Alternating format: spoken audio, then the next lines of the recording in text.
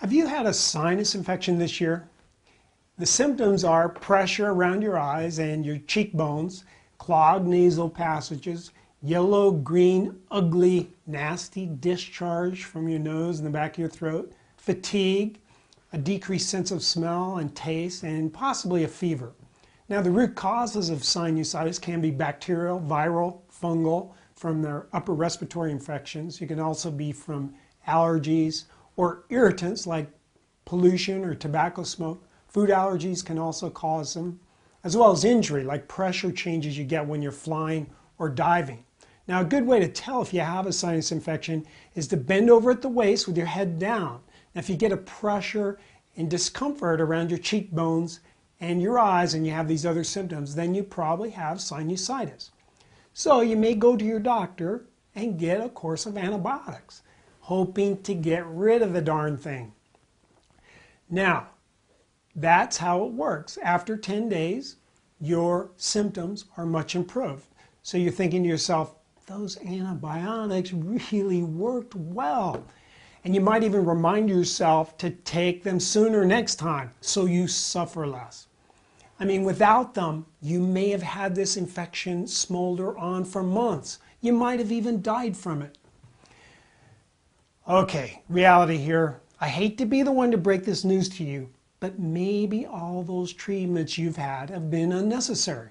A study reported in the 2012 Journal of the American Medical Association compared a typical antibiotic regimen with placebo for treatment of sinusitis. Now, these were patients with full-blown sinusitis that had been present for at least 7 days. And what were the results? Well, after 10 days, 80% of the antibiotic group were much improved. In the placebo group, in 10 days, 80% of the patients were much improved. In other words, there was no difference. And there's also no difference in the relapses or the amount of the over-the-counter medicines that the patients took. So you might ask, well, so what? What's the downside? Well, I'll tell you what the downside is.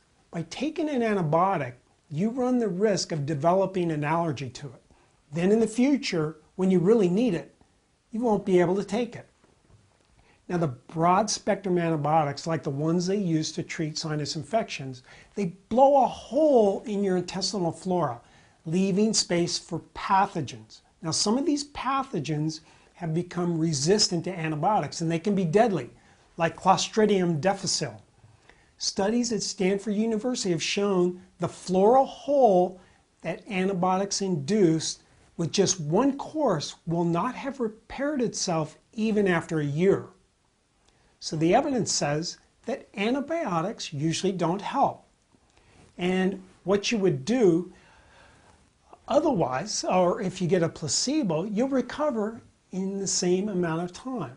Now, when my patients come to me with sinusitis, I advise inhaling eucalyptus or possibly tea tree oil, reducing sugar in your diet. That includes fruit juices because sugar feeds fungus, and that's one of the major components of chronic sinusitis, which you don't want to develop. Now, the supplement N-acetylcysteine reduces the thickness of the mucus. Vitamin C, echinacea, Jewish penicillin, which is chicken soup or bone broth, and sun exposure. Other treatments, colloidal silver, oregano oil, enzymes, and garlic can also help. Now, with this program